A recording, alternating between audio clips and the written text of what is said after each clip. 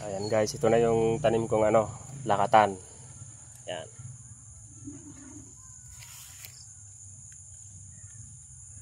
Ito guys, nasa kalahating hektarya lang to guys. Ayan, gaganda na. Kalilinis lang.